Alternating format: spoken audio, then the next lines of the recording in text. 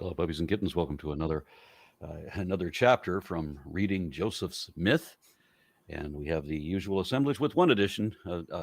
Invited a special guest who was on his show yesterday, and he divulged that he was a foreman. So, faithless father. He looks Catholic, but but he's a former Mormon. So I asked him to come on with us. Glad to be here. We're doing chapter 13. And before we get into that, or excuse me, chapter 16. Before we get into that, we've got a couple of links for Jimmy Snow doing later on today. He's going to be doing The Line with Brian Dalton, both of which are here. And so there's a link to that. And then, Bryce, you want to explain what that second link is? Yeah. Also in the description? For Glassbox Podcasts, Shannon and I do a quarterly hangout. We invite our patrons to join us, patreon.com/glassboxpod, but we generally just take on a topic, do Q&A, and this time around we're doing a general conference pre-show. So hopefully everyone, the attendees knows, and our former Mormon viewers know what we're talking about, but we're just trying to get amped up for the coming general conference next weekend. Yeah. Okay. So both come of and those join links us. are in the description. Yeah, join us tomorrow night if you don't mind. Okay. So anybody have any other announcements before we jump in? Go ahead, Shannon. I don't have one. Oh, I heard an intake. I was going to say, the marketing writes itself because tonight's episode of the Sunday Show is Mr. Atheist and Mr. Deity together. Those are our two sort of alter egos. And if you go click set reminder, you'll be able to see I have featured a new, somehow even more embarrassing photo of me from childhood. This one from around 8 or 9 years old, I believe. Maybe even younger, because I don't think I have my front two teeth, which was a significant portion of my childhood, actually. Yeah. Yeah. Okay. That's it. All right. So we're going to jump in. Still on First Nephi, chapter 16. Anybody want to read? I'll read. Okay. First Nephi 16, you said? Yes. Let's all guess how it starts. And it came to pass. Alrighty. Okay, pretty close. And now it came to pass. Oh. That after I, Nephi, had made an end of speaking to my brethren, behold, they said unto me, Thou hast declared unto us hard things, more than we are able to bear. And it came to pass that I said unto them that I knew that I had spoken hard things against the wicked, according to the truth. And the righteous have I justified, and testified that they should be lifted up at the last day. Wherefore the guilty taketh the truth to be hard, for it cutteth them to the very center. This is, I would like to just jump in here. This is going to be inoculation, right? That if you're having a hard time, it's because of your wickedness, right? Yes. This is like a blame the victim fallacy right here. Right. This is also the chapter where Sam challenges Joseph on how many times can you include the phrase hard or hard things and get away with it, just so everyone knows that was You know they were giggling every time they wrote it. every single time, for sure. Yeah. And let's see.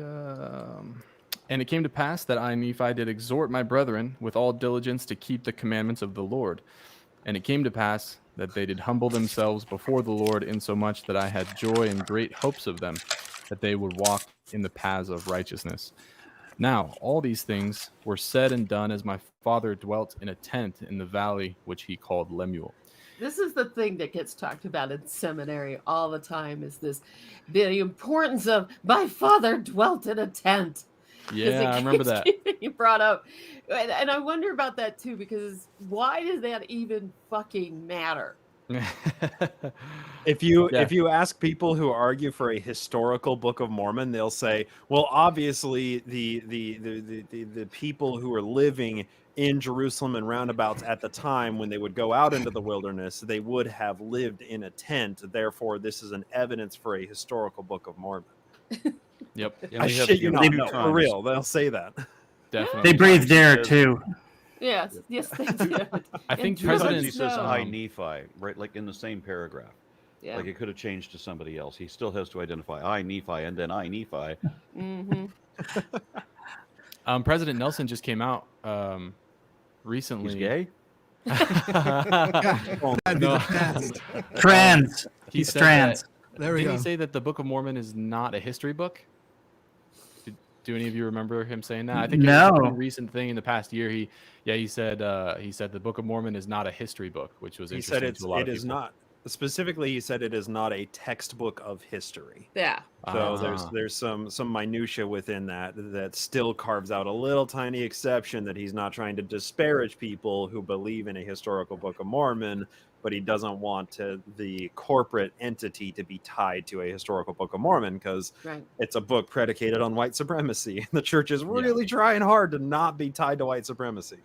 Yeah, They're trying. because Good they're luck with that, hemorrhaging yeah. members, I think, right now. So Yeah. they're trying everything they can. Yeah. Yeah. Shall I continue? Yes, How many please. came to Yeah. passes have we had already? I mean, I I've think you're counted- on. You're hitting coming up to number 6 or is it 5? Yeah, something like that. I found the longer quote if people want to hear the full one for full context. Yeah, please. Yeah. And actually, I do a spot on Nelson impression. So just anybody watching at home, be aware this is exactly what he sounds like. There are some things the Book of Mormon is not. It is not a textbook of history, although some history is found in its pages. It is not a definitive work on ancient American agriculture or politics. It is not a record of all former inhabitants of the Western Hemisphere, but only of a particular groups of people. That's exactly, by the way, spot on. Literally, everybody here will confirm. Yep. Absolutely. Yay, excellent. I saw you almost donned his countenance there for a moment. Yeah. You had I a lost hair. transfiguration moment. Yeah, I have hair. Yeah, it falling out. was. Oh my god. Yeah. You aged 70 years. It was an amazing Incredible. Freaky stuff. Speaking of Brian. actual accuracy though, I like, because we've talked about this in the past.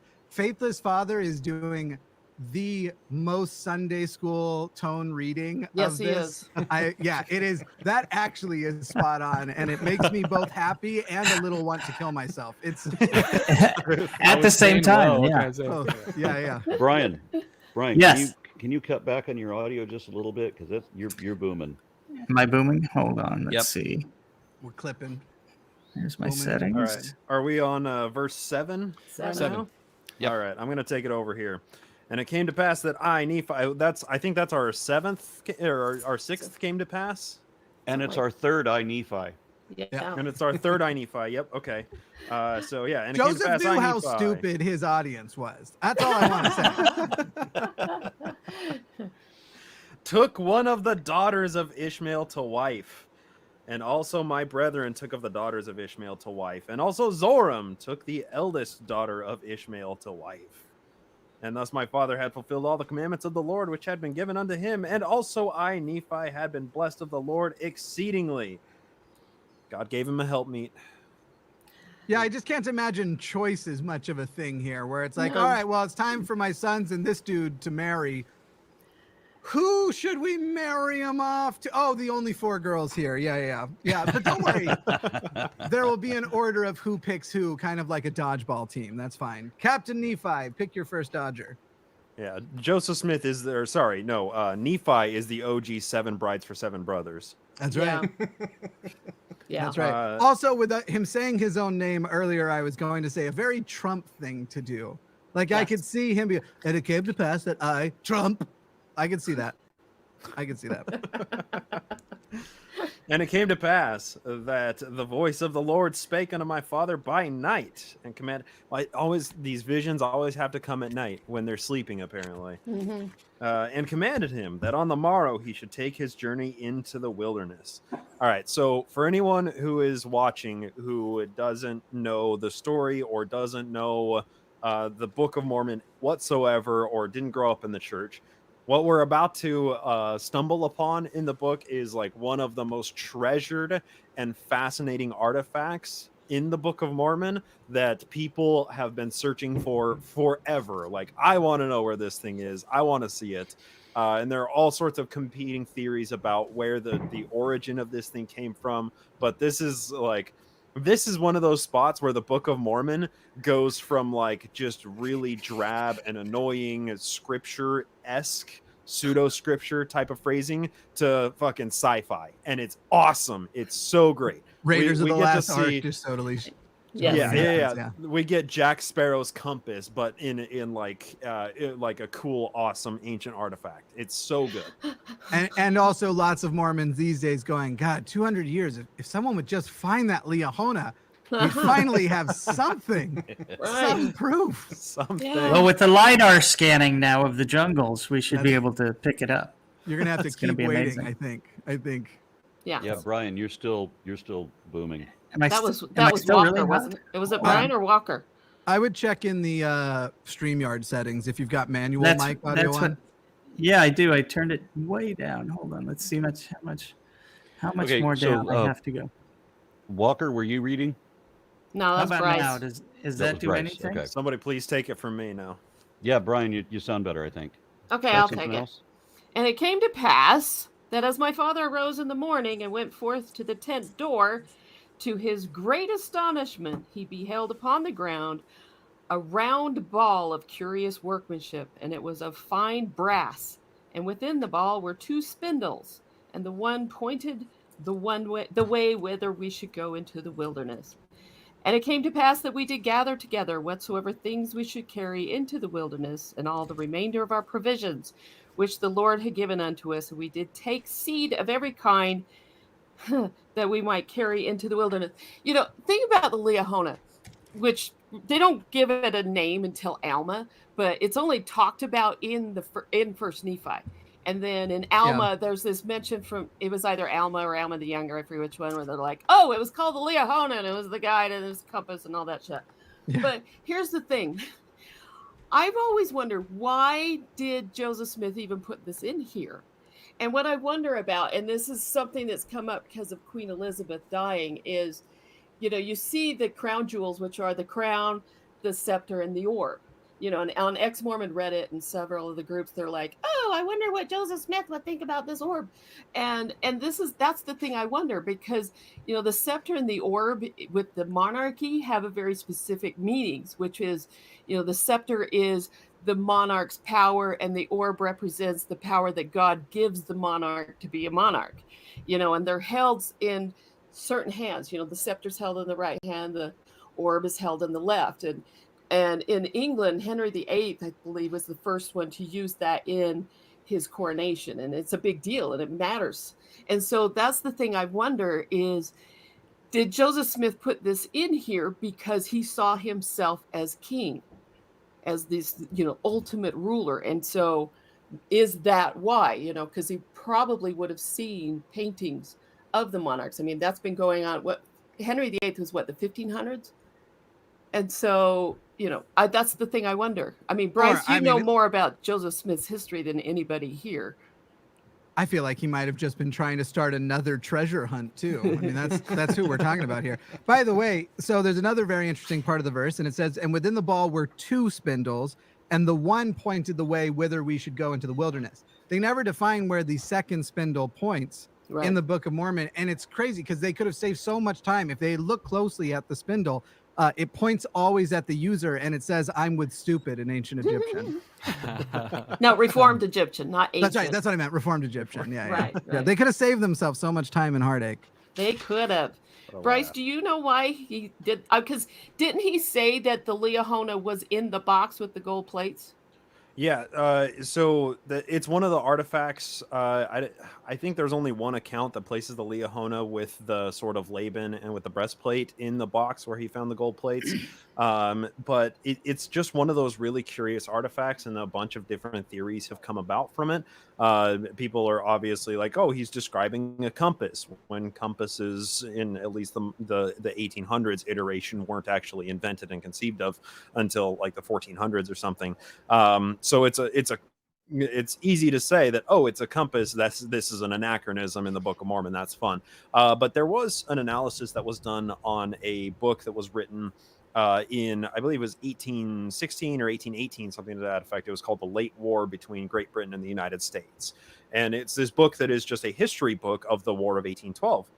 And it talks, the textual analysis essentially compared the text of the Book of Mormon to this history book. And this history book is written in the biblical style, it says in the introduction, to make it more appealing to the younger generations. if you're going to try and make kids read a book, don't write it like the Bible. Yeah. No, that's a terrible idea. In any case, where the text analysis found a lot of parallels between that book and the Book of Mormon, specifically with this passage, was in describing when the late war described the early torpedo technology that they were devising. And it involved... I have that quote if you want me to read it. Yeah, that'd be great. Yeah, please do. This is the late war 50 verse 24. Now the wonderful war torpedoes were made partly of brass and partly of iron, and were cunning, contrived with curious works, like unto a clock, and as if it were a large ball. Yeah, so that's the text analysis that's like, hey, it sounds like what Joseph was lifting was just this description of early torpedoes. And he just turned it into essentially a compass. He just mashed these two concepts together, and it turns out to be used the exact same way that a person would use divining rods, which he was also very familiar with. You just, you hold the two sticks and then they point to water or to whatever you're praying for or whatever you're speaking your enchantment of. That's another thing. This is also the chapter written by, scribed by Oliver Cowdery. So we've changed from John Whitmer to chapter 16. Now we're in 1829 from here until chapter 22. Who was the scribe for the Book of Alma? Oh, I don't know. I'd have to look it up. There's I think that was mostly probably Oliver Cowdery. Was it? Yeah, because he Okay, came later. because if so, it would make sense why those are the only places that the Liahona or the compass or the ball or whatever are referenced. Oh, good point. Yeah, that's a point. good point. Absolutely. One thing I always wondered was, I've never been to Hill Cumorah, but it seems like from the pictures I've seen, there's just a kind of an obelisk thing. There's no pit in the ground or cave. And I always wondered, I mean, if there actually was this concrete box like they describe with these artifacts in it, they would have left that intact, right? Like people would go and be able to see the actual pit in the ground with the concrete, but nothing like that exists. No, because this is what Mormons teach you, is because God moved it to test the faith of the members. Yeah, it's all about testing the faith. It's all about faith. It's not about just assured unbelievable. knowledge. Yeah. Yeah, and what's that's even... why we can't see the cave that has all of those different plates that Moroni was, or that Mormon was, condensing down to the Book of Mormon itself. Yeah. Yeah. Hey, Yeah, Peter. Oliver Cowdery did talk about seeing, like walking into the cave in Hill Cumorah, and there were cartloads worth of metal plates in there. Yeah. And those are all the various records that were all taken and abridged into. And so this fun little book here. The church The has last scene put that from monument. Raiders. The church has put that monument on Hill Cumorah. So the question is, where is that cave? It doesn't exist. It never has. It doesn't. Yeah. You can't find it anymore because God moved it. Like what happens if you breathe the wrong way when you're out treasure seeking. Yeah. Right. The treasures slip into the earth. That's one thing too I didn't even think about until maybe a couple years ago. If you look into Joseph's behavior, looking for treasures for people and charging them, or at least the company he was with, I remember in an account he said if things went wrong, the treasures slipped into the earth. We also find that in the Book of Mormon, which came later after his charging people to search for these treasures on their property. Yeah. See, and that, when you get back to the thing like dowsing for water or whatever, I think that's what the spindles in this pit, the Liahona, the ball are signifying is these spindles. How to get Because to he's the used ocean. to that. You got the forked woods or whatever. So in this case, it's holding it and it's going to, point the way to go. Could be. I put in the private chat a picture, if we could share it with the screen. This is what modern people think the Urim and Thummim looks like. When you go to, when you talk to an LDS member, this is what they're thinking of in this. The Urim and Thummim or the Liahona? The Urim and Thummim, sorry. Or the... Wait. Oh, the Liahona. Yeah, the Yeah. Liahona, sorry. Yeah. Yeah, that's what I always kind of pictured. Yeah. Which it clearly has an actual compass in that. That one does, has the red Yeah. and white thing. And ironically, the only thing it wasn't good as was a compass. Right. You got a compass that always points west. Your compass is fucked, my friends. Yes. The What funny curious thing, workmanship. right? Indeed. The Wikipedia has another different picture that that's similar. You can look that up too. Just look up Liahona Book of Mormon in Wikipedia, and it'll have a picture there. But it's funny because there are members that have made one. And the last calling I had was as the ward librarian in one ward that I was in Lehi, Utah. And we had in there, the size of the gold plate, as well as a Liahona in the size and the description and all that somebody had paid to have made.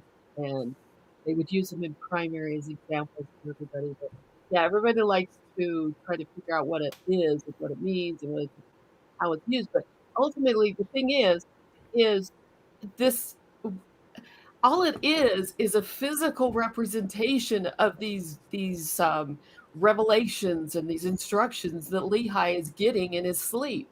That's all it is. It doesn't mean anything else.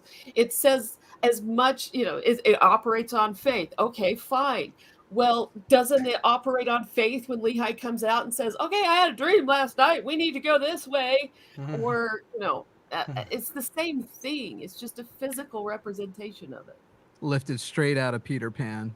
Yeah, exactly. It's definitely folk magic, right? It's definitely that got that ring to it. Definitely an influence of folk magic for sure. Yeah. I can appreciate all these ancient people not having any idea what dreams are and thinking that this really is communication from an insane deity. I know. Mm-hmm. I get vivid dreams. Why don't I get to call those prophecies? Oh, I'm a woman. That's right. I forgot. Okay. All right. Where are we at? 12. I want to read this. And it came to pass, because I want to put us into double digits here, that we did take our tents and depart into the wilderness across the river Laman. And it came to pass that we traveled for the space of 4 days, nearly a south-southeast direction. And we did pitch our tents again, and we did call the name of the place Shazar, or Shazer, or Shazer, or you can say Shazam. Shazam. Shazare, please identify this song. Nope, doesn't work. I think you need to read, Jimmy. Okay. And it came to pass that we did take our bows and our arrows and go forth into the wilderness to slay food for our families. And after we had slain food for our families, we did return again to our families in the wilderness to the place of Shazer. And we did go forth again into the wilderness, following the same direction, keeping in the most fertile parts of the wilderness, which were in the borders near the Red Sea. I'm going to do general authority verse reading. And you got to do the right cadence. Make sure you do the cadence right. And it came to pass that we did travel for the space of many days, slaying food by the way, with our bows and our arrows, and our stones, and our slings. Well, I'm suicidal again, so. That is a really good impression. That's really... That was Monson. That was my Monson. Monson, yeah. And we did follow the directions of the Baalan, which led us in the more fertile parts of the wilderness. Oh my. I've been following the directions of the Baal my whole, adult life. That was Joseph's whole shtick. Help me out with this. Since everybody here knows more about Mormonism than I do, help me out with this. Why are we going out into the wilderness? Because the We Baal just said left so. Jerusalem. It's very question the important to Baal. do this. You have to go out in the wilderness because Jesus did it, and Moses did it, 40 and days all 40 of them nights. did it. Is this whole wandering in the wilderness because you're demonstrating how much faith you have. All I mean, know I is if thought they were walk wandering out- in. I thought they were wandering in the wilderness because they didn't have anything better to do. They don't, No, but this they're is saying it's our- faith. This is Yeah. tantamount to asking why the hobbits left the Shire, right? We're still in the first fucking chapter, right? This is still the first act of the book. Tolkien did it better though. Yeah, If I well, open my obviously. front door and somebody has spray painted arrows going somewhere on the ground starting at my door, I'm following it without question. And that's what they're doing here. You follow the ball. You don't question the ball. Follow the ball. Follow the ball. Exactly.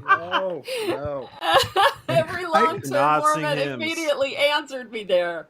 No, Oh my no God. hymns. This needs to The be a hymn-free brainwashing zone. works. I'm 2 verses into my parody of Book of Mormon stories, by the way. I've got like 8 more to go, though. That thing's insufferably long. Yes, it is. When Yeah. I grew up, it was only 2 verses. Yeah. Yeah. All right, Those are I'm the going to days. take over now. Okay. And after we had traveled for the space of many days, we did pitch our tents for the space of a time. For the space of a time? Mhm.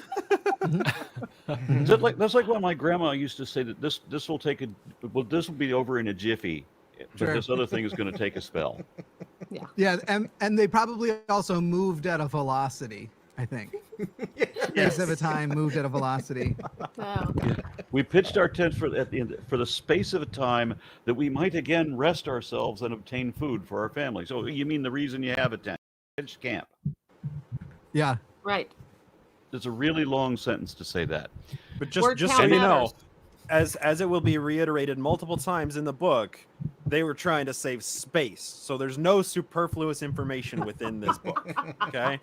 It was very difficult point. to have enough Great point. space on And- the metal plates. And that is also why you get teachers in seminary and Sunday school and everything who go down hard on that one verse that is, and my father Lehi dwelt in a tent, on why it was important to say that.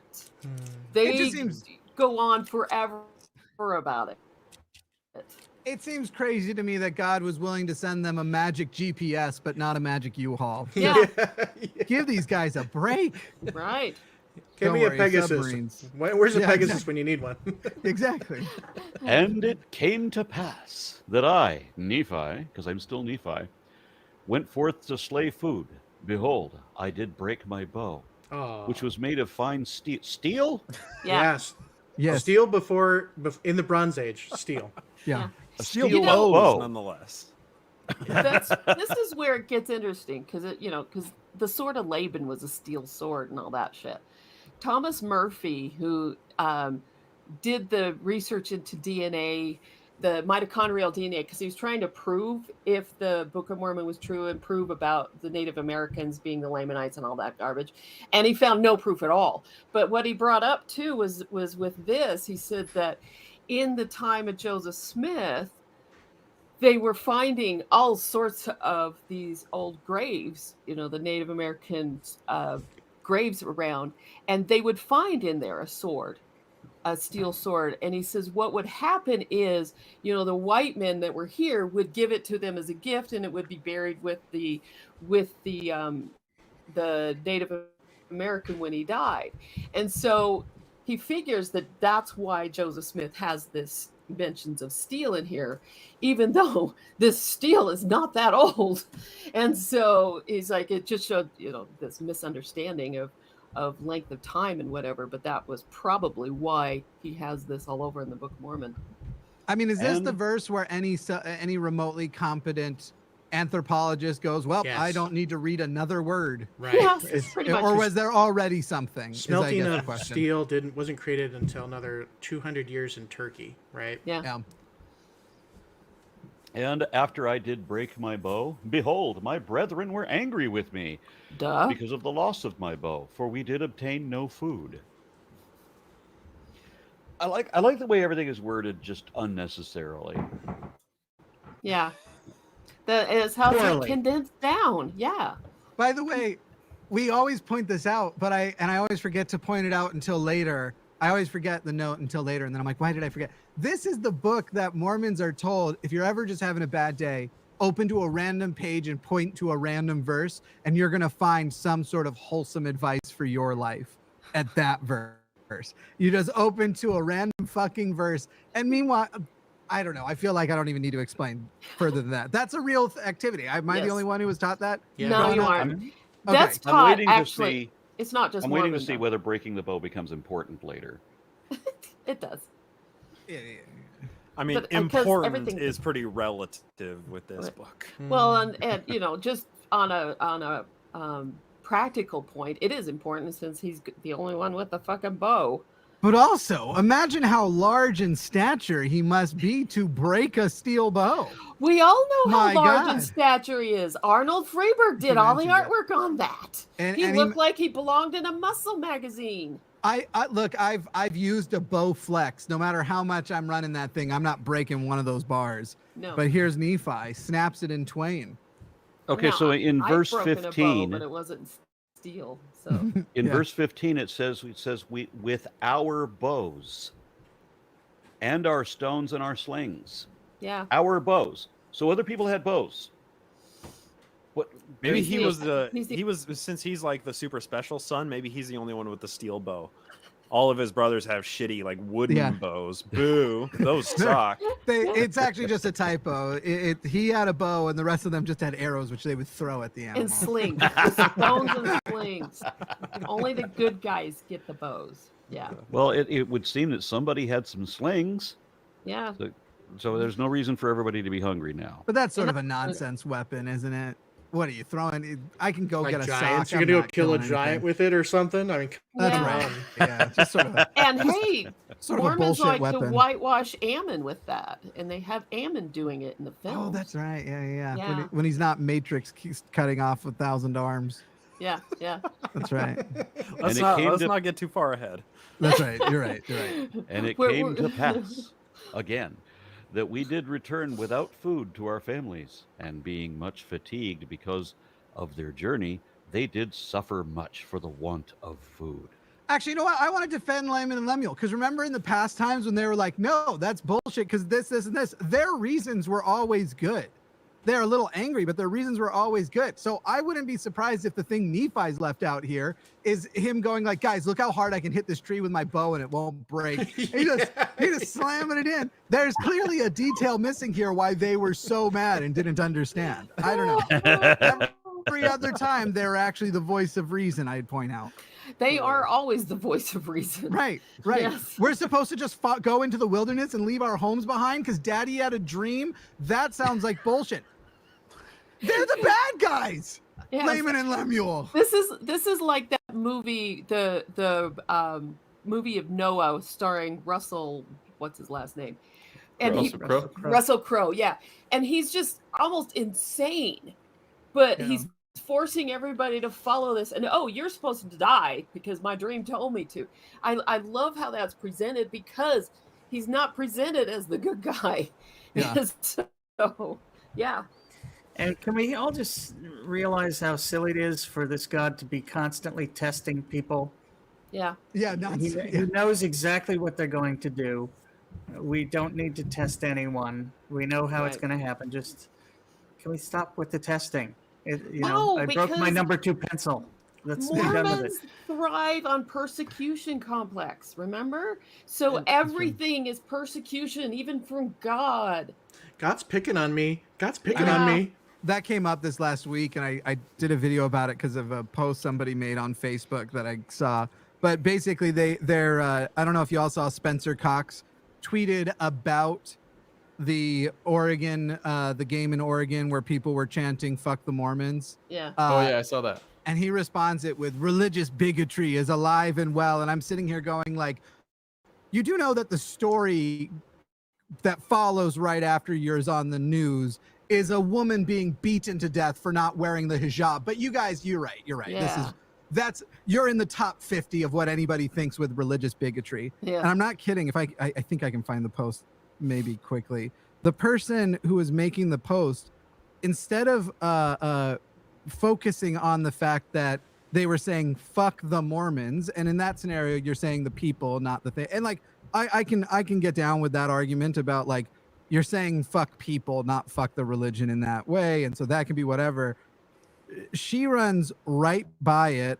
I'll find it here. I usually don't post things like this, but I wanted to just say a little something about the BYU Oregon game and the taunts that were given to the BYU team. I'm so glad that Oregon officials apologized and that BYU recognized that this is not how Oregon students feel as a whole. And so then you're expecting her to explain, like, it's not cool to say fuck the Mormons. That's saying fuck people or whatever. She goes, when people call members of the Church of Jesus Christ of Latter-day Saints Mormons, they are basically saying in the same way that some used to call our brothers and sisters who are of color the N-word.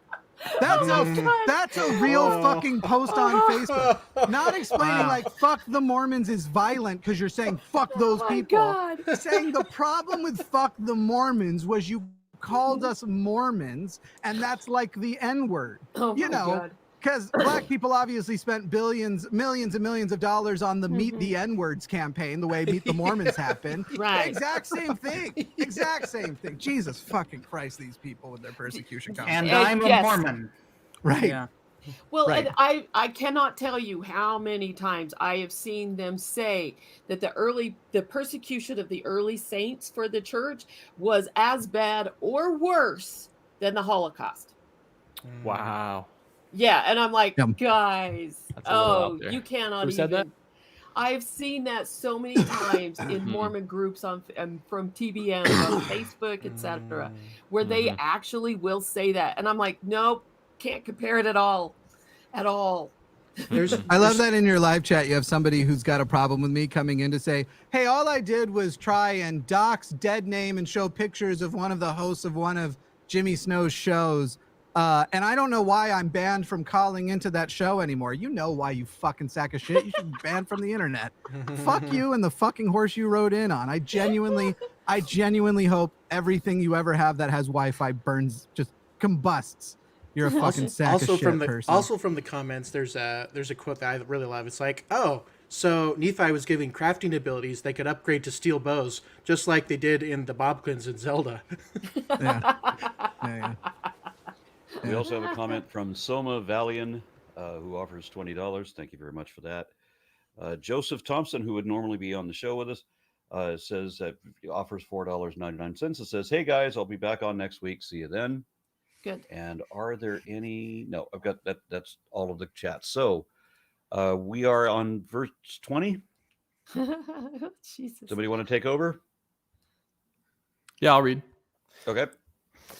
And it came to pass that Laman and Lemuel and the sons of Ishmael did begin to murmur exceedingly because of their sufferings and afflictions in the wilderness. And also my father began to murmur against the Lord his God. Yea, and they were all exceedingly sorrowful. See, you're reading it like a Mormon does, but you got to read it really good. You got to say, and also my father began to murmur. Yeah.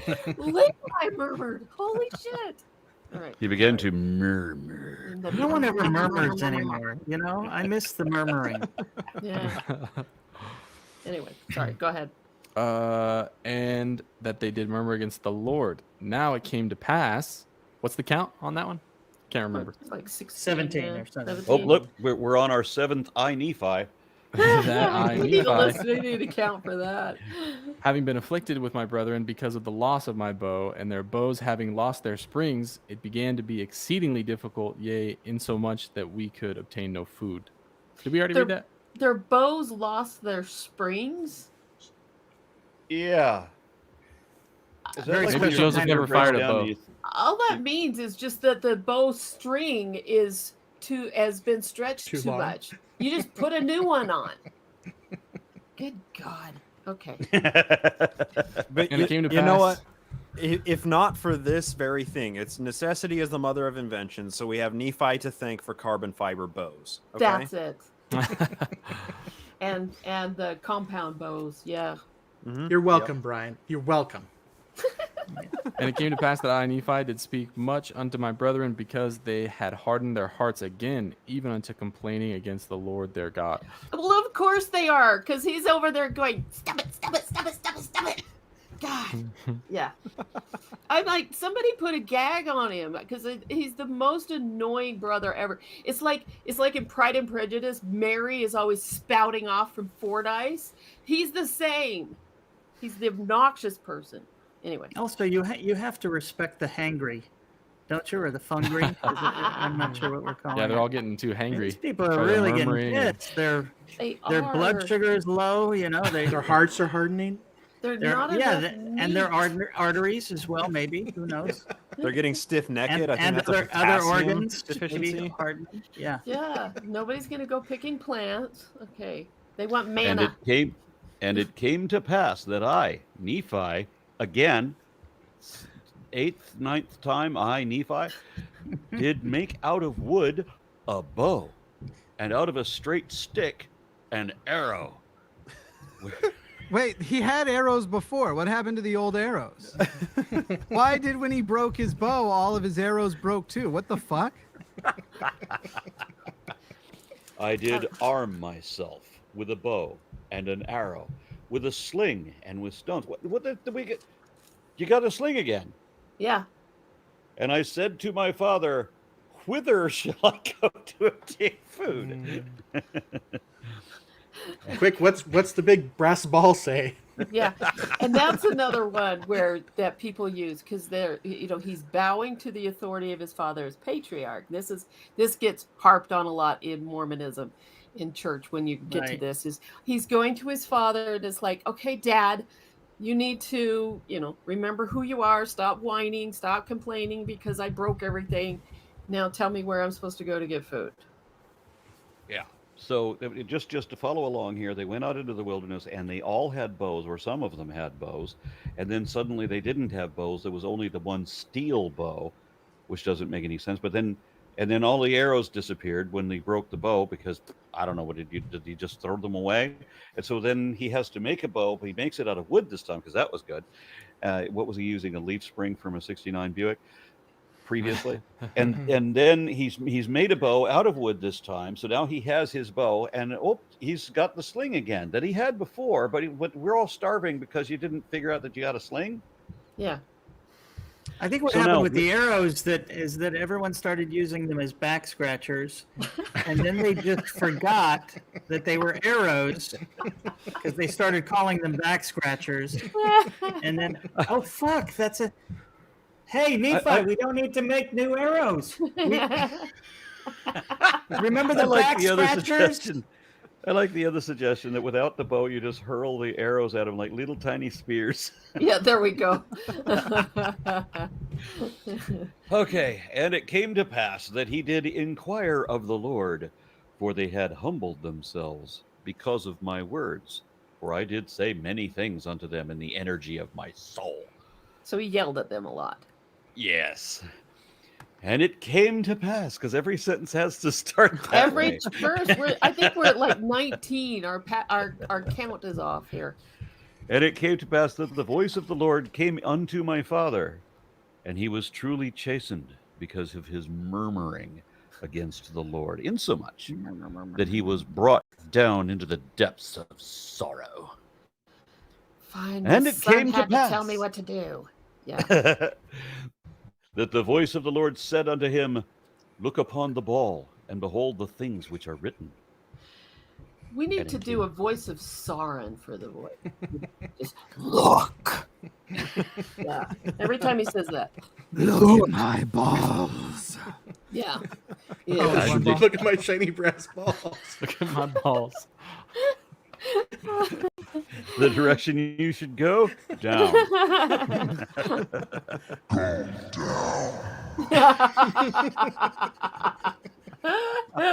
There we go. And it came to pass that when my father beheld the things which were written upon the ball, he did fear and tremble exceedingly, and also my brethren and the sons of Ishmael and our wives. So in other words, the ball was like, you assholes. God. I'm sending you to hell. Okay. And it came to pass that when my father beheld, no, I read that one. They all start the same way, so it's easy to get lost. Yes, it And is. it came to pass that I, Nephi, because I'm still Nephi, beheld the pointers which were in the ball, that they did work according to the faith and diligence and heed which we did give unto them. See, there he is. He's doubling down on his whole treasure seeking thing. Only if you have a good enough faith and diligence and look the right direction and don't say the wrong word, you get the treasure. You give faith and diligence to the pointers in the ball. Yes. Yes. Okay. Yeah. What's the And there problem, were- Arvin? What is? Yeah. It's written right there. It's not a I- golden calf, so you're okay. I will say, hold on, real quick. I think the key is in the original text, right? Because if I'm reading the original text, that they did work according to the faith and diligence and head, which we did give unto them. That's right. That's right. Yeah. So You know, the and faith the original through text you. reveals the keys. Okay, It worked according to the head that we gave it. Yes, that's what the original text says. Yeah, yeah. So you have the Well, ball. we you have- know what Oliver and Joseph were really doing. You've got the ball, and then it's got parts that you can see through into the spindles, and then there's just this sort of staffy-looking thing underneath that props the whole ball up. Y'all can figure it out. Giving I gotta head admit, I'm a can little work confused about miracles. this because it's a ball with 2 pointers, but usually it's 2 balls and 1 pointer. No. What's your source for the original text there, Bruce? This is a Book of Mormon comparative. So it takes the original text, the original manuscript, and the printer's manuscript, and compares it to the 1830 book of, or to the modern Book of Mormon. Oh, very cool. Yeah. Okay. Get So your copy at Benchmark Books, authored by Dan Weiss.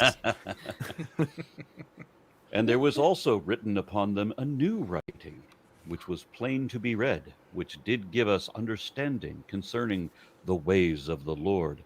And it was written and changed from time to time, according to the faith and diligence which we gave unto it.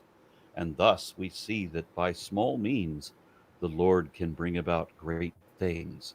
Okay, so the writing on the ball is new and changes. Yes. So it's like it's So- kind of like a magic 8 ball, but just like I was just about to infinite say that. answers. Yes. Yeah. It's like the Ring of Sauron. Yeah. You have to shake put it up in the the thing fire, and it says and not then- likely. And this confusion that you're hearing is actually pretty known in the apologetic world too, right? So they'll talk about the confusion between the Liahona and the Urim and Thummim, like they are maybe the same thing, or maybe they're a mix of things and things like that. So Yeah. it's a lot of confusion goes on with this. Yeah. Okay. I will continue, I guess, unless somebody else wants to. And there was Where also are we? written I upon. got lost. We're on Yeah, Because everything 29. does start with, okay, it came to pass, it came to pass, it came to pass. I'm lost there too. we I'm We're at roasting. we're at I'm- 29. Anon, it came to pass. Okay. No, now I'm on 30. Oh. So Okay. Oh, once again, it came to pass that I, Nephi, again, did go forth up into the top of the mountain. You went up into the Yes. top of the mountain, Mhm. according to directions which were given upon the ball.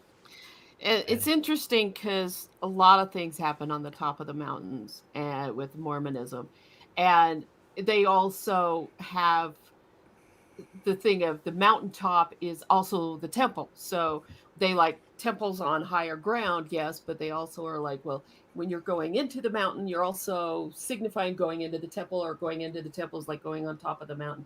But there's a lot of this in here where they go on the mountain to get whatever revelation. So, the guru thing that you And, see. and Jesus also Yeah. went on top of the top of the mountain as well. So I think When you that's go- where. No, some of but that- Jesus went into the wilderness. It was Satan that took him to the top of a mountain. Would anyone like to ask what the directions written on my ball say? No. Okay. it says go into the mountain. Go into the mountain. We Just already watch out for talked the about lava. giving head. Gives directions on how to fiddle with the spindles. There you Now go. you're just confused. What's the spindle? What? And it came to pass that I did slay wild beasts, insomuch that I did obtain food for our families. And it came to pass that I did return to our tents, bearing the beasts which I had slain. And now, when they beheld that I had obtained food, how great was their joy! And it came to pass that they did humble themselves before the Lord and give thanks unto him. Oh my! Here's the beginning of that stupid shit Mormons and most Christians do, where it's like, hey, I, Nephi, brought you food. And they're like, oh, thank you, God, not you, bitch, God. Hate that shit. Right. The doctors healed my cancer. Thank you, God. I hate that shit. Yes. Yeah. So So fucking much. this story sounds like, and I did go down to the grocery store and I did buy 2 jars of peanut butter and I did come home and it came to pass that we ate. Yes. Mhm. How is this important? Any of it? Right. And of course, it has to be in there in this condensed version of these 27 sets of plates that Mormon was condensing down. Yeah, Yeah. this is the important information that God needed to impart. Yes. And I want to read this next. I want to read this next part too, if that's Sure, possible. go ahead. So this is big in apologetic circles, so I want to hit on it. And it came to pass that we did take our journey traveling near the same course as the beginning, near the Red Sea, aka. After we had traveled for the space of many days, and we did pitch our tents again, that we might tarry for a space of time, and it came to pass that Ishmael died, and he was buried in a place which is called Nahom. And this is what apologetics will bring to the table. They'll say that this is an actual place, and they'll play some language games with it. So this is going to be they're in Arabia. They're going to say that there's some Hebrew text with the words H in Hebrew. It's written H. What's Nahom? I guess it'd be NHM in Hebrew. And they're going to take that and they're going to roll with it. And they would say, well, if we twist the facts a little bit, and that they were 200 miles away in the mountains, then we could take this NHM writing and say that this is actually with the tomb of Ishmael, right? And so they'll say this is a proof that the Book of Mormon is real, but when they're doing that, they're just playing a game, right? So there's no vowel sounds in the Hebrew language, right? So when they're going and reading this, they're saying NHM actually means Nahom, and there's a city nearby, an Arabic city called Nahom. And they're just kind of like filling in the blank with whatever they want it to be. Because you could do the same thing with these radicals. You could say things like flamingos, Nuhum in Arabic. And then that is a tribe that lived near a fishing village who was home of a flamingo. And, it's all over Yemen. You know what I mean? So it's just kind of just a fun little apologetic that they always claim. But in real anthropologies, they'll say that this is just a Jewish name for a very popular Jewish guy. Came in the 400 BCE. His name was like Nema. So he's a very famous Jewish rabbi who was walking through that area, and that's probably what that actually was about. And okay, I'm going to read a couple of chats here. Go ahead. It's worth noting that right there, that word is the only location that's contained in the Book of Mormon that Mormon archaeologists and apologists have been able to like place down on a map anywhere. That's the only one. We just found the only one. Now, this book has a whole lot of fucking place names in it, a whole lot of cities, a whole lot of geography that it describes, and Rivers, seas and waterways. It has a ton of this. That right there is the only one that they have been able to torture by ignoring 200 miles of geography that space it apart, that they have been able to torture into being an evidence for the Book of Mormon. Yeah, it's nowhere near the Red Sea, right? Right. It's in the middle of the country. Did And we so know they about actually- Nahom circa like 1830, 1820? Did we know? Like collectively, archaeologists, anthropologists? That was discovered much later. So that's why it's held up as an evidence for the Book So of that's Mormon. the It's like, thing, how how- could Joseph have known this? So my God. how did he know that? I've wondered that. He made up the word. So he got lucky? And it's He pure got lucky? Yeah. I Absolutely. read Dude got this book. lucky a few times. Well, I read this book, but I can't figure out where Helm's Deep is. That's interesting, Bruce. I think that's quite a bit of luck. Obviously, Mormonism is not true, but I'm just saying I was thinking that he knew somehow through academic means that Nahom existed before he wrote the book. In First Chronicles, there's a person named Naham, Naham. So you could maybe take it from there. Yeah. Yeah. So there's also a book called Nahum, Nahum. Maybe he had some apocryphal books that he was reading from. Which probably was Oliver Cowdery, really. Yeah, people say that how could Joseph Smith have written this? He had a whole team. He had a whole team helping him. Exactly. One of which was an English teacher, Oliver Cowdery.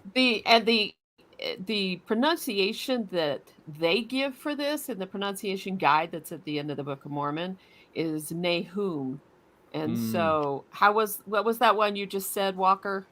Yeah, it was Nahum, Nahum. Yeah, and so, anyway, When I was doing Mr. Deity, I would, there were always a zillion references in the Mr. Deity shows, and in the comments, someone would say something like, "Oh, that line about blah blah blah, that was a brilliant reference to this blah blah blah blah blah blah blah," and I never wrote it with any intention of it being a reference to that or anything. People found that for me, and of course, I would in the comments say, "Oh, I'm glad you caught that one. That's a good one. I really worked hard writing that in there." There's so many things like that just happen naturally where people will find a meaning. This is what it reminds me of. Oh, he got these 3 letters. yeah. 3 letters right, and therefore, oh, this is proof. This is proof. But only after you make up the vowels. Yeah. Right? You're making up words at this point. Yes, exactly. All right, so I'm going to read a couple chats. Frederick Agerbo says, "Dear Arn, do you have plans about taking your systematic classification of life to make it into a book? Have a niece on 6, obsessed with paleontology, and she would love it." I did consider that, but the video format was just you just pack a lot more information in it that way. So that's where I went with that. And then Eyes, I don't know how to say this. Eyes Radion, $2 says, "Just got here. Glad I didn't miss it, and it came to pass." And then Larry Fishman, $6.66. Thank you very much. Says, "I'm sorry, guys, but I'm totally lost on which character is talking here." I know, it's so hard. It's like reading Roger Zelazny. You can't always tell unless you pay attention. You gotta pay very, very, very, very close attention, and you'll catch it. Yeah. And then How to Rule an Asteroid says, "Are there specific words in the church, are there specific records the church points to in regards to anthropology, archaeology, in actually finding remains of battles? No, Battles there aren't. that are- And they're constantly looking for them, but they have never found any. So they tell you have to operate on faith. Excuse me, they found Zelf. Okay, that's proof That's of the Book of Mormon. That's right. Good. And the Kinderhook. That was a shelf breaker for me. I think the Kinderhook plates was the shelf breaker. Oh, Was it? Yeah, that was a big one for a lot of people. Yeah. It wasn't a shelf breaker for me because I learned about it after my shelf had already broken, but it was like God, they really did a lot to make sure I never heard this story, because that would have broken my shelf way sooner. For those who don't know, so Joseph Smith, there's a guy came up to Joseph Smith with some plates, and he said, "Hey, we found these. We have witnesses that prove that we dug these up and that they're ancient. Would you please translate them? They're in Egyptian."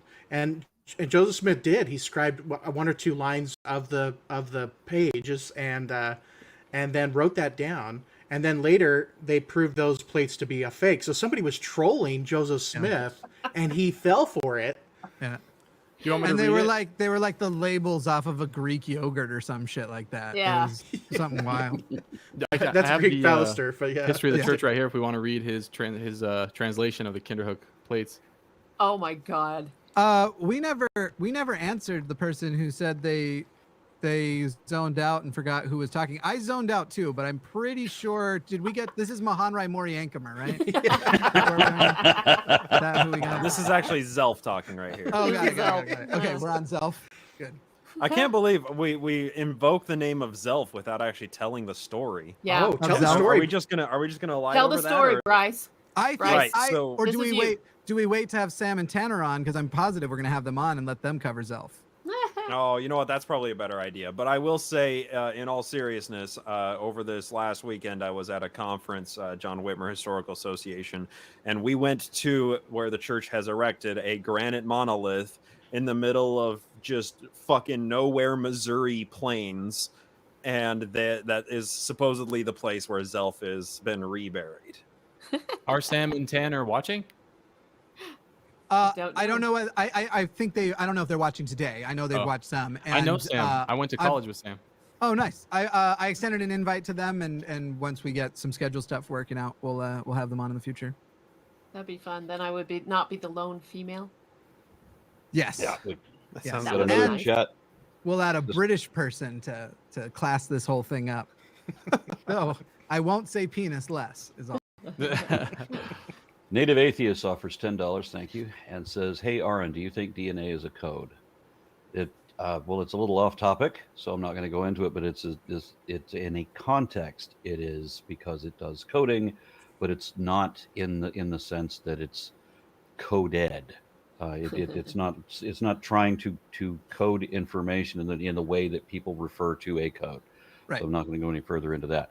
The reason it was brought up is because the person who was in the chat bitching about me, that was our original interaction was him reading a script about how DNA is code. You'd hear him read his script and then you go, nope, that part's wrong. And instead of then responding to what you said, he would just start up on the script again and just go to the next paragraph and completely ignore you.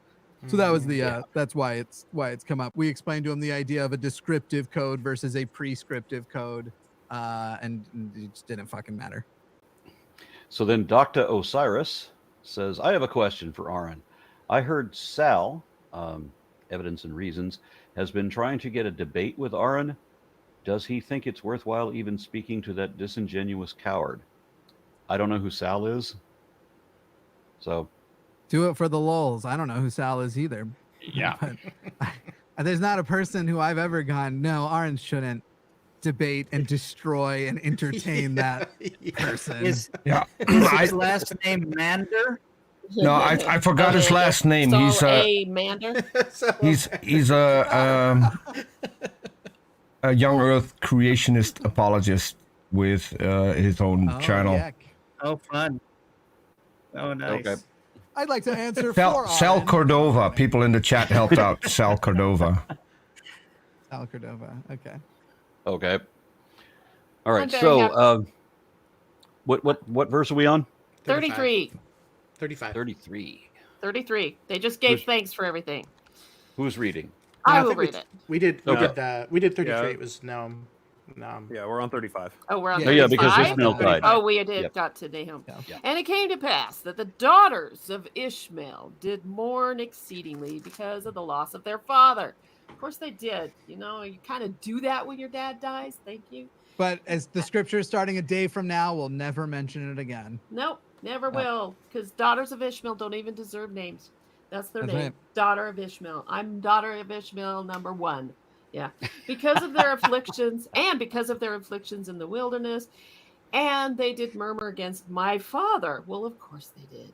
Because he had brought them out of the land of Jerusalem, saying, our father is dead. Yeah. And we have wandered much in the wilderness. And we have suffered much affliction, hunger, thirst, and fatigue. And after all these sufferings, we must perish in the wilderness with hunger. It's like, duh. You dragged us out of our home, made us come here. Now our dad's dead. Thank you very much. But clearly, as is always the case in the Book of Mormon, what evil, cantankerous bitches. Because the women are always wrong. Yeah. And thus they did murmur against my father and also against me, because, you know, persecution. And they were desirous to return again to Jerusalem, to people they knew right. And Laman said unto Lemuel and also unto the sons of Ishmael, behold, let us slay our father and also our brother Nephi, who's taken upon him to be our ruler and our teacher, who are his elder brethren. You know, I have to commend Laman and Lemuel. They're just really trying to understand what the daughters of Ishmael are going through. So, like, That's right. you know, their dad died. You know, I want to feel what they're feeling so I can connect with them on a human level. You know, this is my wife. I want to know what she's suffering through. So I'm going to go kill my dad. It's compassion for the daughters. By the way, I have a theory that actually all the daughters look alike. So that's why they're called daughters of Ishmael, because none of the boys learn their names. No, they Exactly. don't. Every one of them looks different, but nobody gives a fucking shit What their shit because is. they're women. So What their they name are is. all seen as the same. You know, So- it's like people who say all black people look the same. To Mormons, all women look the same. So you approach a woman in this story, this timeline, and you say, "Hey, who are you? I'm the eldest daughter of Ishmael." That's Can we that's call the them name. Deutsch for short? Hmm. Yeah. Deutsch. I like that. Here's the other thing too, is Joseph is writing this that the bad guys, in his terms here, are the ones that are siding with the women, not the good guys. But it's Oh. almost like he started to figure that out, and that's why he hopped too. So then they were like, "Let's murder him." This makes sense. He's abusing everybody, which is Yeah. really what Lehi's doing, and so is Nephi, because Nephi's like, "Oh, this is cool. I'm going to follow you." And so, Miscavige. yeah, it's just He's All right. miscavaging. yes, Are we on 38? yep. I'll take it unless someone else wants to. Sure. Now he says that the Lord has talked with him, and also that angels have ministered unto him. But behold, we know that he lies unto us and tells us, we've literally met one of the angels, but he's a liar. And he tells us these things, and he worketh many things by his cunning arts, that he may deceive our eyes, thinking perhaps that he may lead us away into some strange wilderness. And after he has led us away, he has thought to make us a king and a ruler over us, and he may do with us according to his will and pleasure. And after this manner did my brother Laman stir up their hearts to anger. And it came to pass that the Lord was with us. Yeah, even the voice of the Lord came and did speak many words unto them, and did chasten them exceedingly. And after they were chastened by the voice of the Lord, they did turn away their anger, and did repent of their sins, insomuch that the Lord did bless us again with food, that we did not perish. But I don't understand why you all need a miracle to believe in God. I mean, Right. clearly, look back here in the Book of Mormon, where even the most evil douchebags, according to the Book of Mormon, would just get voice of God in their ears, being like, no, yeah, here's some proof. But why do you guys need such big signs? I don't get it at all. Right. Okay, so this thing is telling us every boring ass detail about having to build your bow, and oh, here's a straight stick, I can use that as an arrow because I'm crafty that way. And so I bought the peanut butter, I went to the store, we had lunch, whatever, all of this mindless bullshit. But then God shows up, the most important being ever, and said many words. Many words? That's Many words, yeah. Yeah. so what God shows up and he gives a speech and it was too long, didn't read? I witnessed it in my mind's eye. So It's like Jesus's 40 days after the resurrection. Yeah. We didn't get any of that either. Nobody knows what went on. Of course, he did enough things that it would fill the world with all the stuff he did in just those 40 days. But no one thought that Right. maybe they just didn't have a pencil or They They something. didn't write have it any down. scribes following him around. Yeah, Yeah. yeah. God And Milwaukee. didn't leave a magic selfie cam outside anybody's tent. Yeah. It's because he forgot to say, "So let it be written, so let it be done." Right. Yes. And not one time did Jesus say, "And I, Jesus," so no one knew who it was. Right. Who is this guy? Who is this So dude? let it be Milwaukee written, so let atheist. it be done. Milwaukee Nephi- atheist gets to. Oh, sorry. Go ahead. Oh, I was gonna say, isn't Nephi the middle child? Isn't there he's the another younger one one. younger? Yeah, Sam. two more Or come along. Samuel. We get Sam. Jacob and Joseph later. Oh, Yeah, is but you Sam the also son? have Sam. his sisters though. And Oh, but they we don't care One about and them. sister number Well, two. yes, we do, because they married Ishmael's sons. Remember? Oh, that's right. The Yeah. Deutsches and the Soisches married the But it's like Lehis. he acts so much like the middle child. It's like, hey, excuse me, I'm here, I'm standing out because I'm here. That's all it is. No, it is. Yeah, I mean, it's supposed to be a story of unbearable self-importance, and he's even like, he even says it in chapter 2 or 3 where he's chastising them, and he's like, "Can you older brothers needing to be chastised by me, your little bro? How sad are you?" And it's sort of Yeah. like, dude, You sound just want to like a be huge king. dick. You just want to be king among us and preside over us. We're gonna beat you up and we're gonna kill Dad too. You're just you're an enabler. You enable our delusional father. Hit him with our rod. Don't forget the rod.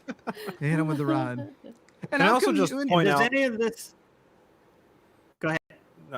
I just want to also point out, in kind of a meta sense as well, like, we're all granting that this is fiction, right? And like, if as fiction writing, it's stunning to me that Mormons consider this to be great literature, but the height of the conflict is the people are arguing, and then God shows up and the conflict is resolved. Right. In 2 verses. That's it. That's the height of our stakes that we get here. And people consider this great literature. It goes back to Greek plays, though. It is baffling how boring this fucking book is, but how many people are like, this is what I read to feel inspired. This is what I read to connect with God. And we don't even get any of God's actual words.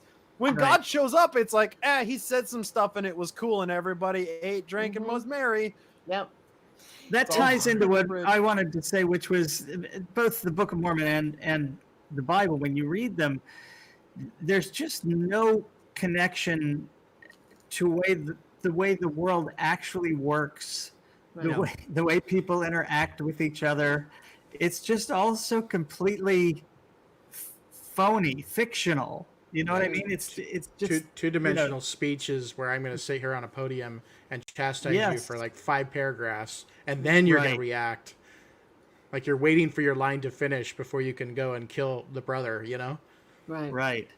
The other thing that's amazing is Jimmy read 3 straight verses in a row without breaking. And it really is chloroform in print. I was falling asleep by the end of the 3rd verse. I do have 3 penis jokes queued up now, though. No, good. I'm kidding. The next chapter uses the phrase "plenty of suck for their children," and I just want to say that this book is full of plenty of suck for all of us. Yes, it does. Yes. Oh my God. Okay, I could use plenty of suck.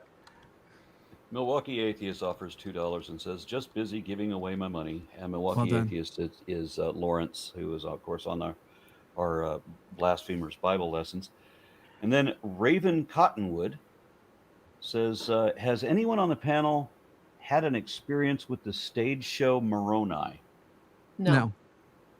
I didn't even know there was a stage show like that. I don't know either. I might make a suggestion if we want to use the last 47 minutes. The 55 verse chapter that's coming next probably ain't it. But we keep mentioning things that remind me of that we did skip the witnesses. And it might be fun to read some of the witness testimonies of the people who supposedly saw the plates, especially with Bryce here to give. Oh, you mean those witness testimonies that Joseph Smith wrote? Those are the ones, yes. Ah, those. The ones. Unfortunately, that he wrote I think and I'm signed dip for out them. a little early. I apologize, but I do have a meeting I have to go to. But it was awesome being here with you all. Thank you so much for having me on. It was a blast. Thank you, Faith's father. Nice to Good to meet you guys. Thank you very much. Do you want to care. bless the show before you go? Is that a thing you do? Yeah, definitely. Okay, I magically enchant you. Del Espíritu Santi. I wish I had some holy water. I could drizzle it on the laptop here. I dare you to get your own staff that ends in a fleshlight. That's just what I would do, but you do you, okay? Do whatever you want. All right, guys, take care. Thanks Bye. for being on. Okay, so we still have 2 more verses left of this. Is that No, right? No, he just I finished finished it. He I know, finished it's them all. wild. I went did to 3 sleep. in a row. Yeah. You're right. It's weird. Okay, very good. That's done. So what about these testimonies? They're in the front. Is anybody else interested, or am I pitching something that everyone finds wholly boring? I have no idea. Dude, the entire book is wholly boring. That's true. That's this whole exercise, right? With a W, wholly boring. So when you said that these things are in the beginning, Yeah, they're Yes. at the very front of the Book of Mormon. So you've got the Book of Mormon, you have the, an account written by the Hand of Mormon, the title page kind of thing. Right. And then are you've we got talking the about the introduction testimony of the 3 witnesses, the testimony of and 8 then the witnesses, the testimony- testimony Yes. of... Okay. and then Joseph Smith. Yep. Because we keep talking about like the different scribes, we keep talking about the different people who are writing. And when we first started the book on chapter 1, I had suggested we skip all of that so we can start getting to the narrative and people would start hearing Nephi and Lehi. But now we keep bringing up Oliver Cowdery, we keep bringing up David Whitmer, and there are, before the book of Mormon, there are these passages of the testimony of the 3 witnesses and the testimony of the 8 witnesses, who are people who are alleged to have seen the plates and Right. participated in the translation, even though you have, was it Whitmer who later said, well, when I said I saw, I meant I saw it with my spirit's eye or my mind's eye? spiritual eye, not Which- my physical eye. Which That was one was Martin that? Harris. That was Harris? Yeah. Yeah. Martin It's kinda Harris, like who was when- supposed to have actually touched them. On May 21st, 2011, when Harold Camping said that the world was going to end, he said that at 6 p.m. Eastern time, that basically the planet was going to split in half, and at precisely 6 p.m. And when it didn't happen, Harold Camping's excuse was it did happen, but it happened spiritually. Yeah. Oh, no, that tracks.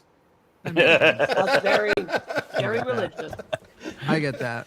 It happened Yeah. Tell in me his no more. mind's eye. I believe him. I wanna hear him try to convince his wife she did have an orgasm. It just happened spiritually. That's Ben Shapiro's thing, right? That's right. That's right. Okay, so do we all right. want to delve into these Yeah. testimonies?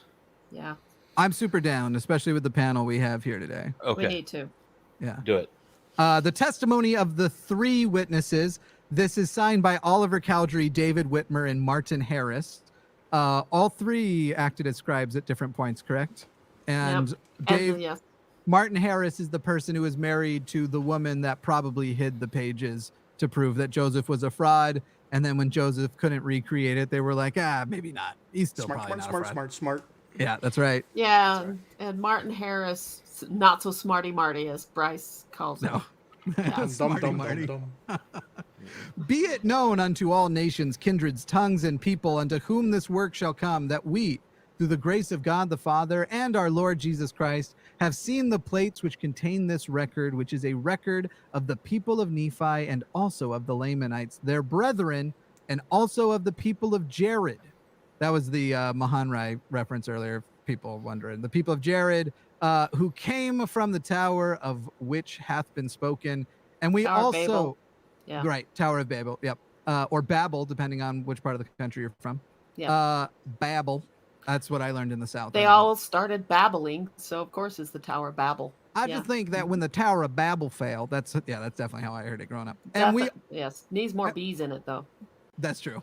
And we also know that they have been translated by the gift and power of God, for his voice has declared it unto us, wherefore we know of a surety that the work is true. And we also testify that we have seen the engravings which are upon the plate, and they have been shown unto us by the power of God and not of man. And we declare... Go ahead.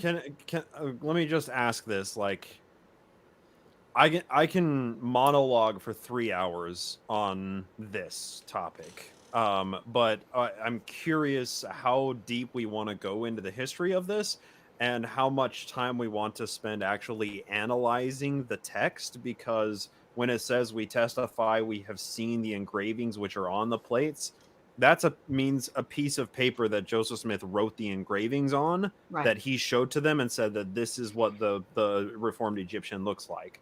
And then when it says that they have been shown unto us by the power of God, that means that it was in their spiritual mind that they saw these things, and not of man. So they didn't see the physical actual plates. And according to Joseph Smith's account of how this happened, an angel appeared and just held the plates out to them, and also had the sword of Laban with him. Yeah, So, wasn't it like, Moroni? Didn't he say it was Moroni who brought I don't him? think he actually said it was Moroni. I think Okay. his account says that it was just an angel appeared. But like even the words in here, like, we know that that a fair amount of what is printed here is either a fabrication or, some kind of a straight up lie. But even in the lying, they twist the words. That he couched his words, he couched the terminology so that the various witnesses had plausible deniability. And it just turns out that Martin Harris was the only one of these three witnesses that was ever pressed about these issues. And when he was interviewed during the Kirtland era of the church, that's when he said that he never saw them with his natural eyes, that he saw them with his spiritual eye. And when somebody asked, how would you describe it? He said, how would you describe seeing it? He said, I didn't see them the way that I see that pencil case on the table. So it's very clear that these guys are all just praying out in the woods, probably partook of some of the sacrament, and now they're all experiencing this vision that is the plates. Right. To answer your question, how deep and how long, we've all agreed to leave in 39 minutes, but I wonder, do you have a specific podcast episode that goes deep into this too? My very early episodes, the episode where I talked about this was titled Witnesses or Swindlers Syndicate, because at the time I was toying around with like how many of these people knew that it was a fraud. We're all of them working together just to con Martin Harris out of his money so he would pay for the publication of the book, and that seems to be a pretty parsimonious reading of the history of it. But it goes through the like, I go through the accounts as they are written, and then I go through Joseph Smith's version of how the actual witnessing was done, and it's vastly different. And that's on your Naked Mormonism one, that's correct, not yes. Glassbox. Yeah, it's like episode 15 or 18 or something like that. It's really early on, because this happened, before the church was actually founded. Yeah. There's a comment in the chat that I think you just answered, but that was Menoidi. Says, didn't one of the witnesses split off and create his own knockoff church as well? Actually, by the time Joseph Smith was assassinated, the only person, or the only couple of people who were signed on here who were still attached to the church was Hiram Smith and Samuel Smith. So his two brothers are the only people who signed this who were still following Joseph Smith when he died in 1844.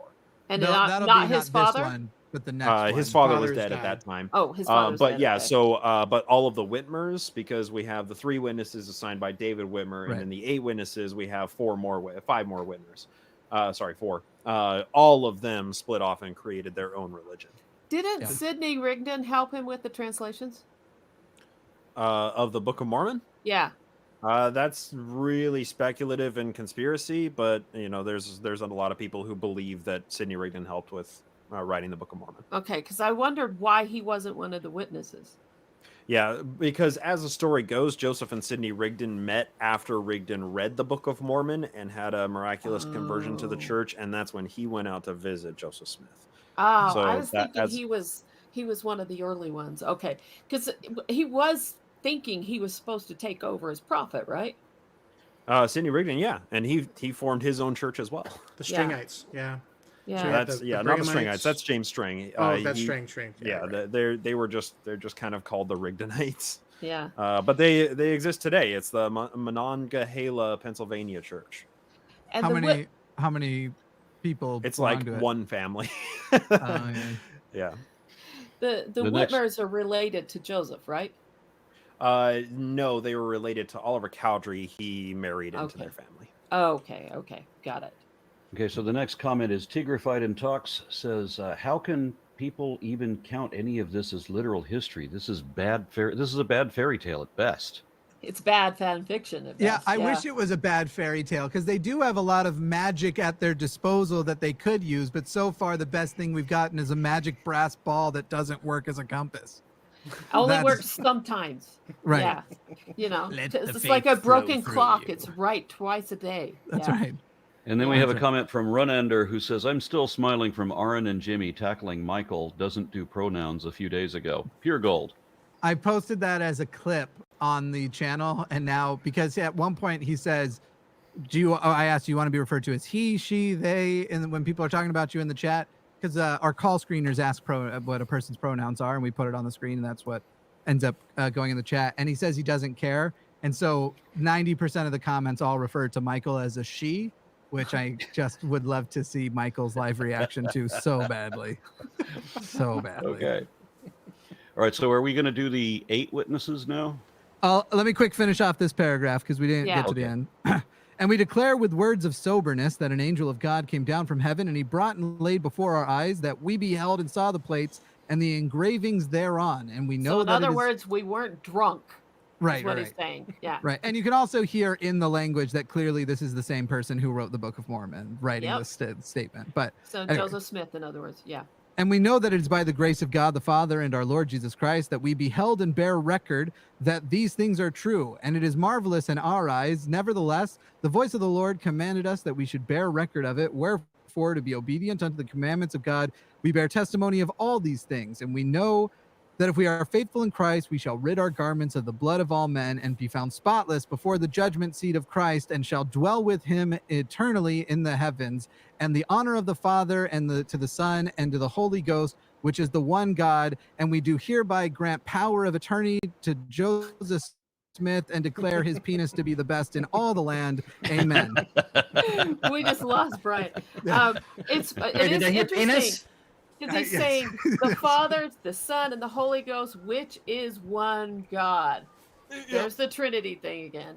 No, they meant Godhead, Godhood, Godhead. That's what they meant. The head of God. that was the head they meant when they were Godhead. when Yes, they changed earlier. the heat earlier. They forgot to put it up here. The best hit ever. The best Yeah. head ever. Look at All this right, one. so- They made this the 8 witnesses much shorter passage. Why did the fuck? no Bryce? Why did he do a second one with 8 witnesses?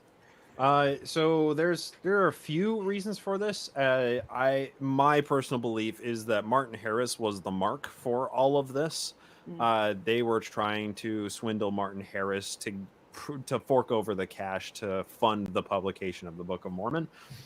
So the way that, and this is according to Joseph Smith's history, the way that this was done was Joseph brought Oliver Cowdery, David Whitmer, and Martin Harris out into the sacred grove where he had his first visionary experience. And they prayed and they supplicated, and they asked to see the plates because it was according to one of the revelations that Joseph received that it would be seen by 3 witnesses. They went out into the woods, and the 4 of them are kneeling down, praying really hard. And suddenly David Whitmer exclaims, I see the plates. I see the plates. And then Oliver Cowdery says, I see the plates. I see the plates. And then Martin Harris is like, I don't see the plates. Why isn't the angel appearing to me? So Emperor has Martin no gets, clothes. yeah, I was that's gonna say, it, it's right? the So Emperor's Martin new gets plates. really downtrodden and sad, thinking that the angel isn't appearing to him because of his own lack of faithfulness. So he suggests, hey, I'm going to go over there and pray so that the angel can be with you 3. And then Joseph leaves him to go pray for a second in the woods by himself. And then Joseph follows him out there and just keeps on pressuring him, keeps on saying, well, you need to pray harder. You need to be more pure in spirit. Keeps pushing Martin Harris to pray even harder. And finally, Martin Harris relents and says, 'tis enough. My eyes have beheld, mine eyes have beheld. And then he forked over the cash for the Book of Mormon. I just wish I could witness every time he goes back home to his wife and she's like, okay, explain it again. Right. Please. And then he's going back to Joseph and he's like, hey, Joseph, when we talk, everything makes sense. But I go home and my wife is poking all kinds of holes in this shit. Right. Like, How much we have money a letter from her. Like, we have a letter from his wife who said that when I was pushing him too hard, he said, if you would leave me alone, I would make money of it. Right. So, like, she knew it. I think at some compartment of Martin Harris's mind knew that it wasn't true. But hey, they were going to sell these books for $1.75 a piece and make a shitload of money. So of course he was into it. it's an investment. Bryce, how much money did they swindle out of Martin Harris? Well, to pay or to print the 5,000 Books of Mormon, it was $3,000. Okay. And that money was never, ever paid back to Martin Harris, and his wife divorced him. And in the words of the Book of Mormon, I'm exceedingly astonished. Yeah. And through her curious workwomanship, she was Yeah. able to essentially take half of the property into her possession, and then the Good. other half, it was split up. The other half was sold at auction, which then paid the debt for the Book of Mormon. So Martin Harris ended up penniless out of the ordeal. Can I correct you, Jimmy? Can I Go ahead. correct you real quick? Yeah. And it came to pass that I, Jimmy, did become exceedingly astonished. You're right. You're right. I Gotta also, remember I don't want to be a prick about it. I also just pitched a tent. Yes, it did.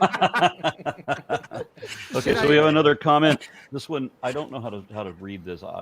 LOPNC1. It's the best I'm going to do. $5. It says Sidney Rigdon provided manuscript which he found in a Pittsburgh print shop. I believe it no matter what Jimmy says. Good. Yeah, so There so we that's the authorship, the Rigdon authorship theory. It's called the Spalding manuscript theory, the manuscript found theory, whatever. It's regarded by the majority of Mormon historians as a conspiracy theory and therefore not valid. But it's one of those theories that when you look into it, like many conspiracy theories, there's just a whole lot of evidence that looks convincing, and it's like, why is there so much smoke if there's not a fire here?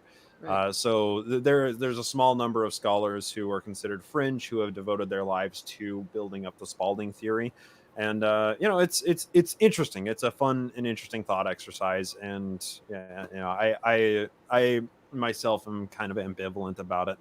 But hey, Google it, Spalding theory, Book of Mormon. There's a ton of reading for you. Yeah. We Shall have I another read the 8 comment. witnesses? Oh, just a minute. I Yes. got two more chats. Materialist Dan says, has Bryce changed FM being largely autobiographical of old Joe's own life? Oh, no, I have not changed my views on that. I believe that First Nephi particularly is autobiographical of Joseph Smith's life. I think that after First Nephi and after the first two Nephis, the tendencies of autobiography definitely fall off a lot. But prominently through First Nephi, I mean, it really is mirrored as Joseph Smith's life. It's fascinating, and Dan Vogel explored this a lot in Making of a Prophet. So there's just a ton of autobiography there. I always forget that Joseph had a brother named Don Carlos. Yeah. Yep. They don't talk about him much. Nope. Yeah. Well, he died opposing polygamy, so And then the final comment, just Sasso, I have no idea how to read that either. Are Mormons Trinitarian? I thought to them Yahweh was a God created by another God, a la Turtles all the way down. Mormons are not. Mormons are Godhead. They're 3 separate beings. But Joseph Smith couldn't decide. He had a hard time deciding. I also read that Mormons were binitarian, and I'm not sure how that was classified, but somebody wrote, I don't know, wish I could remember what it was that I read, but somebody had identified Mormons as binitarian. And I can't even remember what the definition of that is. Binitarian, you got the two, Jesus is a God and Heavenly Father is a God. And it does fit the definition of modern Mormonism. Remember, when Joseph Smith wrote the Book of Mormon, he was modalistic or Trinitarian at the time. And so you see that in his writing. And then later, 9 years later, he makes up the 3 different individuals and makes up stories about it. And it becomes something else thereafter. I don't think Joseph ever spoke of the concept that the God had his own God and that God had his own and onward. That doesn't come till quite a bit later. Yeah. That's Orson Pratt largely. Yeah. Yeah, the Mormon missionaries told me that I would, if I became a Mormon, then I would have my own planet. If I lived a saintly life and I was married to a woman who lived a saintly life and we got married in the temple, then because for whatever reason you have to get married in the temple for any of this to happen. So you then have to be sealed there. Yeah. So then you get your own planet, and I'm like, okay, so God then is just some guy like I am. And they say no, God is God. God was always God. Well, there's also the thing, I can't remember who this originated with, but they said, as man is, God once was, as God is, man may become. And so it's this whole thing, this whole cycle that at one point God was like us, and then he did everything. He got into exaltation, which is that top level of celestial kingdom, which are the only ones who get to be gods. And he then got to create his own universe. And then any of his people, it's just this endless infinity round. Right. By the way, that was Lorenzo Snow, and he said it a lot. He said it a lot. Now, Gordon B. Hinckley is like, no, we don't teach that. It's like, yes, you do. Yes, you do. Well, yeah, I mean, you can infer it entirely because exaltation is the accomplishment of godhood. So to not believe that that's what the past of our God would be the suggestion that our God did it the first, was the first one to do it. And so while they have this thing like, you can't imply that there's a God before, that would be so disrespectful, but clearly that's what would be happening to us at some point. And it would be, our people that we've organized from intelligences that are our children of the gods that we are. would only Because- recognize us as God. If you get your own planet and you are a god of that planet, aren't you going to tell your people that no, I'm God. Right. I'm the Alpha and Omega. Well, Yeah. that's kind of the thing too, is that it's gotten bigger and bigger. So when Yes. it started with planet, it's because planet was all they really understood as far as the size of the universe goes. Now it's not planet in a literal sense of it'll be in our universe.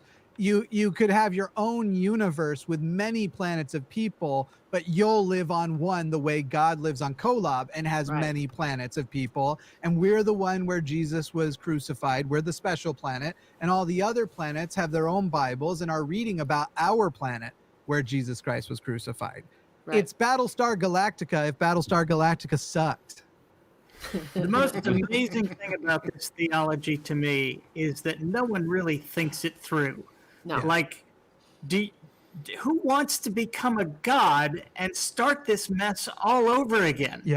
Do I want to watch my people commit genocide and rape and murder and Yeah. torture and Yeah. just sit there and watch my children be? It's just stupid. Well, It's the idea. I mean, Here you go, Billy. on- Take this machete and go get after your sister, okay? Yeah. Right.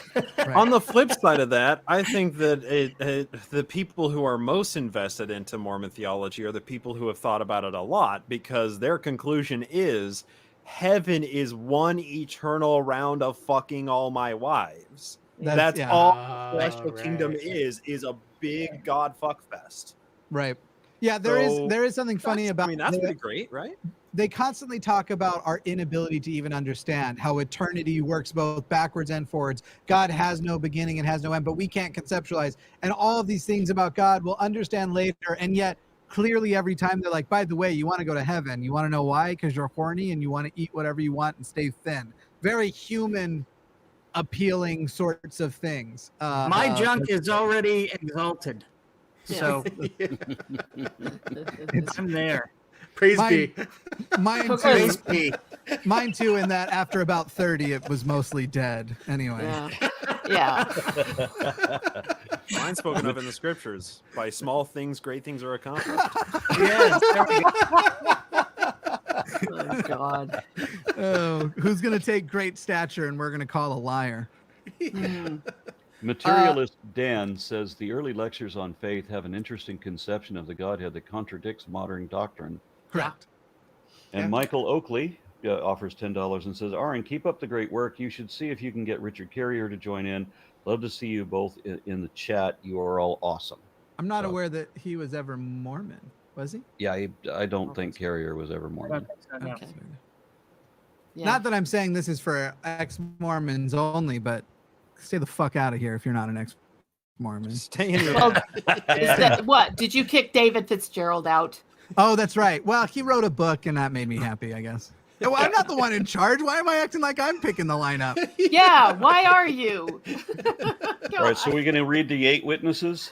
And the reason why I'm excited to get to this one more than any of the others is the way it ends. Nothing speaks I'm telling the truth like ending your statement with I'm not lying, which this one ends with. So here's how it goes. I'm a really smart guy. Very- See? My hands are Very huge. huge. Yeah. Huge. Be it known unto all nations, kindreds, tongues, and people, unto whom this work shall come, that Joseph Smith, Jr., the translator of this work, has shown unto us the plates of which hath been spoken, which have the appearance of gold, and as many of the leaves as the said Smith has translated, we did handle with our hands. And we also saw the engravings thereon, all of which has the appearance of ancient work and curious workmanship. And this we bear record with words of soberness. Once again, we're Oh, not God. drunk. It's all right. Yeah, I'm having a hard time. That the said Smith has shown unto us, for we have seen and hefted, and know of a surety that the said Smith has got the plates. At a certain point, just go with Joe Smith each time. You don't have to. The said Smith, we know. And Yeah. it came to pass Trying that to make the it said sound Smith legal is what Right. it is. Yeah. has got the plates of which we have spoken, and we give our names unto the world, to the witness, unto the world that which we have seen, and we lie not, God bearing witness of it. May God Literally ends with- strike me down with a bolt of lightning if I am lying. Okay, Hey, so I'm not lying. Swear to God. That's literally how it ends. yeah, so Oh, this, real this is quick. the testimony of the 8 witnesses. These 8 witnesses are from the 19th century, right? And Yes. read the Yes. read the names. Read the names. Yeah, but what Christian I'm Whitmer, saying is Jacob- the paragraph is not from 500 BC or whenever the rest of this is coming from, yet it says curious workmanship and It's it all came to throughout. pass. Yep. How the Yep. fuck do they not? Obviously, it was written by the same guy. Yep. Again, most of these things were done in a room where they were all laughing, going, "There's no way we can get away with this, right? This is the end of the joke. This will be the end for sure." I'm reminded of the Richard- fact that an old friend of mine and I used to refer to Joseph Smith always as Junior. It's just such a Yeah. fun way to talk about Don Jr., which it. Just John Junior, just Junior. And henceforth, what do he you- will what do be you June say bug about for me. I don't know. Yeah. I think it should be Joseph Smith and then Joseph Smith the Younger. That's what it should be. Yeah. Joseph- like that. yeah. Joseph the Younger. Hiram Yeah. becomes the brother of Joseph. Yeah. Yeah. I like that. So Yes. Richard Bateman comments, all the gods fucking the true Big Bang Theory. Yeah. And then IOPNC1 gives $5 and says LopNC, I guess. Okay, so the pronunciation is LopNC. Says off topic. Sorry, Aaron, could you interview Britney Spears? Could I? How do you contact Britney Spears? First off, I Yeah. assume Through this her is in lawyer. reference to the fact that she recently came out as atheist, but people, yeah, if she knows what that means. right, Right. people are citing that her motivations to be atheist are, which my whole thing is, there's not really a bad reason to be atheist. There's a bad reason. There's just bad reasons to defend atheism. Yeah. Yeah. But yeah, speaking in a very specific on an emotional thing, she gave an emotional reason. Nobody has asked a follow up to hear if she has any other reasons, which is Yeah, I would be should curious about that, but not just from her. I mean, there's a whole lot of celebrities that you know that they're on the list of famous atheists because they made one comment in an Right. interview one time. right. Brad Pitt and- has since then joined fucking Kanye's little cult. So what do you do with that shit? Yeah. Yeah. All right, so we go in any further with these witnesses? That was it. That's the Yeah, that's that's our statements. theirs. There is a testimony of Joseph Smith, but it's actually probably as long as that 55 verse deal. That's his. Isn't that Yeah, Joseph we don't need Smith that. That's just his history? history. Yeah, it's which is also in the Pearl of Great Price. So, whatever. Yeah. But it's just him telling you once again that this is everything that happened and it's absolutely true. All that garbage. So And we lie not. we're not do wanna lying. I'm not say- lying. Just to pick up on the final thread here, the names of the people we got: Christian Whitmer, Jacob Whitmer, Peter Whitmer Jr., John Whitmer. So we got 4 Whitmers here, all brothers and a father. Sorry, no, that's just the 4 brothers, one of whom, John Whitmer, was a primary scribe for the Book of Mormon. And then we have Hiram Page, who is brother-in-law to the Whitmers. And then we have Joseph Smith Sr., Joe's dad, Hiram Smith, and Samuel Smith. Those are And our they- 8 witnesses. They and lie I love, not. and they lie not. And I think the best response to this was something that Mark Twain himself said. He said, "I wouldn't be able to believe it more if the entire Smith clan had signed their name to the No, I could not be more satisfied had the entire Whitmer family testified. That's what it Because was. even- Yeah. Yeah. He was so It's- brilliant. Yeah, I'm looking at it's perfect. Hiram and Hiram. Hiram Hiram and Hiram Hyrum. Yeah. I'm Is just Hiram curious. Layman and Samuel is Lemuel? Because then there is a Sam.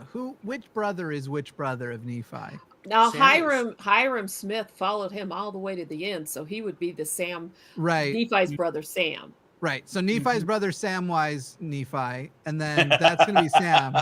Yeah. But so I think that means that Sam, the brother, is actually Lemuel. So No. Sam would what? Samuel Smith, he would be what? Lemuel, and then you Yeah. would make Don Hiram Carlos Layman. Layman. Not Hiram.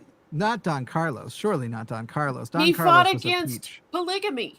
Well, then where does Alvin go, Shannon? He's dead. It's like you didn't even think about Jimmy. Alvin. He's dead, so that he can give Oh, Joseph Smith a I hate to reason to blow have. your mind, Shannon. They're all dead. No, it's because he died before all of this happened. So it gives them the reason to do all this temple work for the dead people. Was there a Some of- rod involved in his death? Some of them are more dead than the others, though. That's Clearly. Yeah, more than. Is William the only one who made it to like true old age? Yeah. He is. And All he right. had quite a fascinating story as well. Yeah, he dies in his 80s. Ugh. Yep. That's quite something. The 1800s. Yep. Okay, so we good for next week on what was it, chapter 17, First Nephi 17? A good long 55 verse. And it sucks chapter. because it's like they're gonna make us go through all of that to get to the good one. 2 weeks from now, isn't 18 when we start with the building the boat? That's the part I'm looking Yeah. forward to. No. I think Oh, no, that boat is- starts in 17. They finish it in 18 and put it on the water. Okay, so Yeah. at least there's something to have fun with next time. But yeah, it's Yeah, he's gotta do all the other shit. Yeah. So if we tried to marathon it, it'd be 80 verses total. The story of the boat between the two of course, chapters. this boat is not nearly as fun as the one in the Book of Ether, because that one is the No. tied Those like are into a submarines. dish. Yeah, oh, yeah, submarines. Submarines Tight are as way a better. dish. Yeah. Yep. Those Tight are fun. as a dish. Tight like unto a dish, with And, holes on Like each unto. end, with plugs in them, that of course stay when it's That's right. underwater. Yeah. All right, well, I want to thank you guys for all your participation and your what do I call it? Your scholarship on this, is that fair? Knowledge. Not for me. Please separate me from the rest of the crew if you're going to say scholarship. My God. Yeah. Have I mentioned penises in a while? Oh, Jimmy. Yes, you have. Over Good. and over and over. Why do you think I'm here? God, I can only imagine how this is going to go tonight with me and Jimmy both, with the head and the penis and the Oh, balls. God. I mean, it's become just- 15% more respectful on the Sunday show. I don't have to. I have to good. worry All right. about tanking my own programs. Over here, Okay. I have zero stakes for me. just It'll remind all be on everybody me. we just remind everybody we have the link for Jimmy's show later this evening is in the description of this video. So, and what time are you on? Is that 7 Jimmy? o'clock Central, so we're about 3 hours from now. okay? Yeah. All right, go check that out. And, I And guess then we'll there's close the up. link to the one with me and Bryce tomorrow on our channel, on Bryce's channel. All right, both That starts links at in the 6 Mountain. description. It says Yeah. Hangout. Is that an anybody can drop in Hangout Yes. or a? Okay, cool. More or less. I'm gonna More put or it on less. my put Yeah. it on my agenda. Might throw that on there. Are I'll you bring gonna- less penises. We're gonna come on and tell us what you did to alleviate the boredom of General Conference when you were a Mormon. Okay, this is true, and I can probably find the books. I don't know why. I don't know what fucking psychopathy was going on, and I'll maybe try and figure it out between now and then. I had a drawing book just for General Conference, and I would just draw pictures of guns. Only when General Conference was happening, I would draw lots of guns and knives and swords, and I don't know why, but every time the General Conference, guns. Jimmy, that's very strange because I actually did the exact same thing when I was in church or other things. That was all I exclusively. And the S, the 3 lines that looks like an S. Oh yes, I've got. Oh, those are in there too. Yeah. I don't know. I mean, granted, I was in Florida, Louisiana, and Wyoming, respectively, for most of those General Conferences, so I understand a little, but not much. All right. Well, we got it added to our list. That's great. Mhm. Drew guns. All right. Thanks, everybody. Good night. Good Hey, night. Guard.